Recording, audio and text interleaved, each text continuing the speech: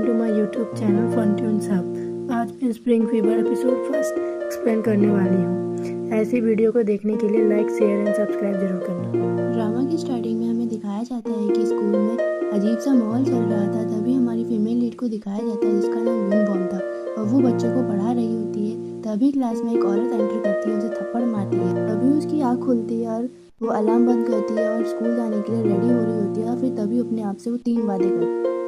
अभी वो अपने आप से 3 वादे करती है। पहला, ना कुछ बोलेगी। दूसरा, ना स्माइल करेगी। तीसरा, ना स्टूडेंट के पेरेंट्स से अटैच होगी।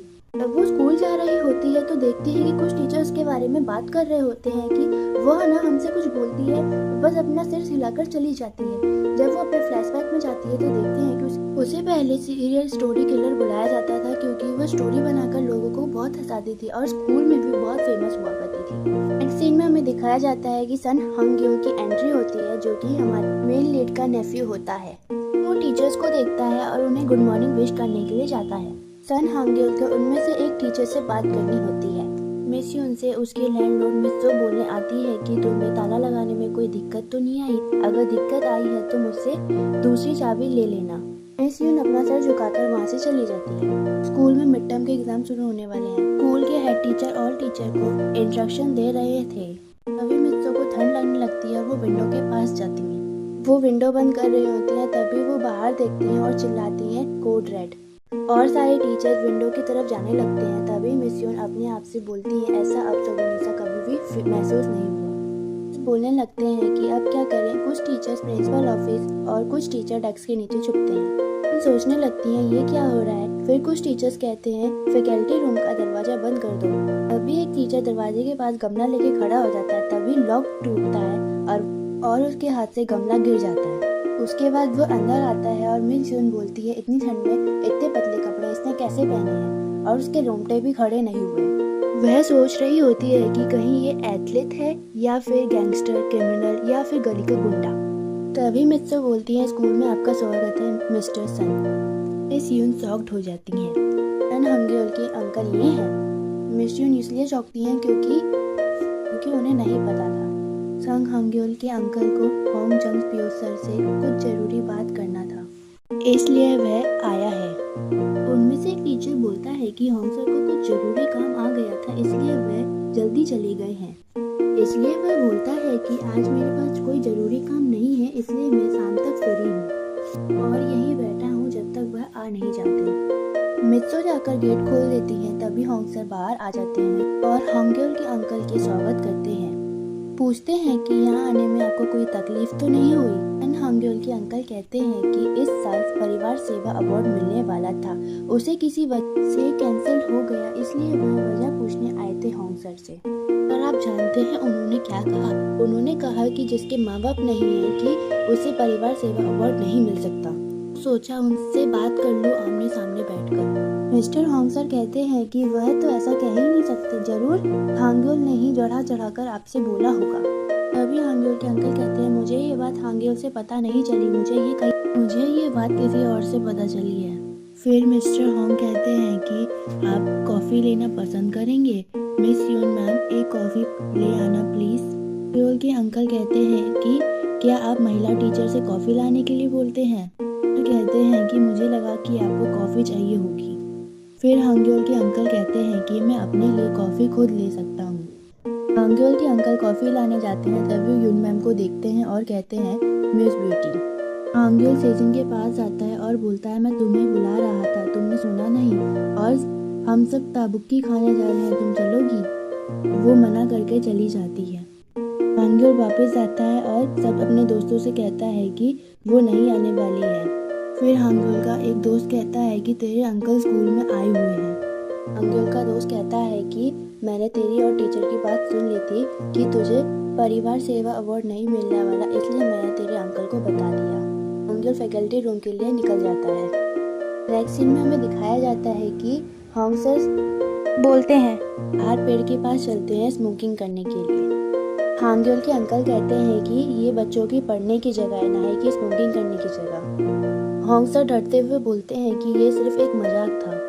तभी कॉफी बन जाती है और हांग्योल के अंकल कॉफी लेकर वहां से चले जाते हैं। के बाद सब राहत की सांस लेते हैं। मिस्यून कहती है कि हांग्योल के माँ बाप मरने के बाद वह अपने अंकल के साथ रहा है, लेकिन इस तरह के शख्स हांग्योल का अंकल कैसे हो सकता है।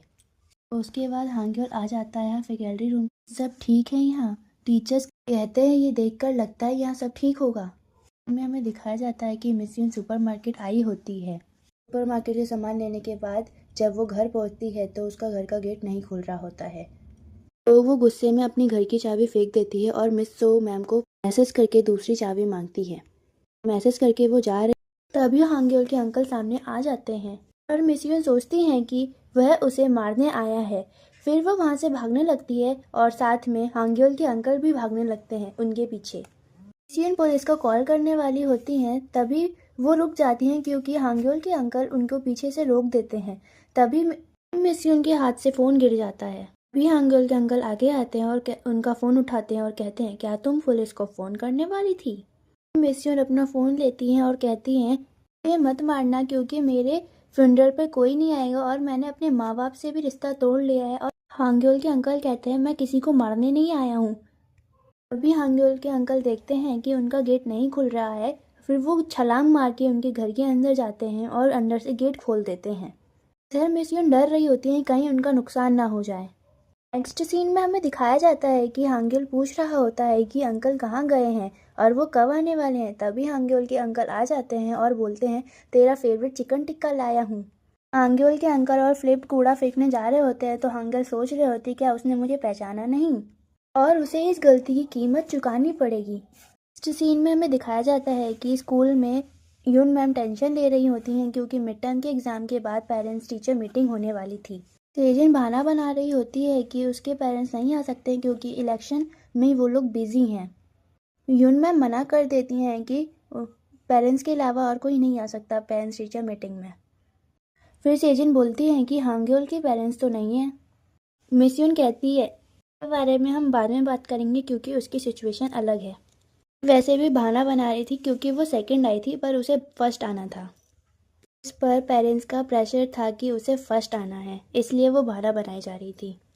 नेक्स्ट सीन में हमें दिखाया जाता है कि यूनमैम सभी पेरेंट्स को कॉल कर रही होती है टाइम पूछने के लिए कि कितने बजे मीटिंग में आ सकते हैं। तभी हांग्योल के अंकल का भी कॉल करने का वक्त आ जाता है। फिर हमें हांग्योल के अंकल को दिखाया जाता है जो कि मार्केट में होते हैं और वहीं के रेस्टोरेंट में जाते हैं। तभी वो रेस्टोरेंट की ऑनर आती है और कहती है कि अभी हमारे पास रेंट नहीं है, हम आपको बाद में दे देंगे।